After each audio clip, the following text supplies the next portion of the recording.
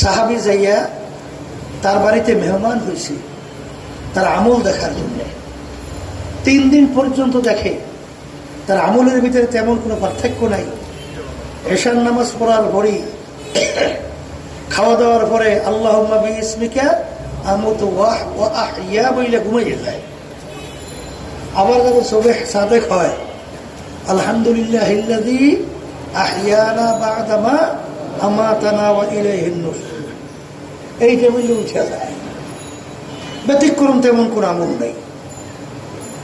সাহাবী 3 দিন পর্যন্ত থাকার পরে চিন্তা করলেন যে তেমন ব্যতিক্রম আমল তো তেমন কিছু দেখলাম না। তার ব্যাপারে আল্লাহ রাসূল সাল্লাল্লাহু আলাইহি ওয়াসাল্লাম 3 দিন পর্যন্ত বলতেছেন বেহেশত লোক দেখতেছে, দেখো। তখন সে জিজ্ঞাসা করে, ভাই আপনার যে আমল আমি দেখলাম এর বাহিরে কোনো আমল আছে? সাহাবী বলতেছেন, না, এর বাহিরে আমার তেমন কোনো আমল নাই। তখন তিনি আরো পেরেশান হয়ে গেলেন।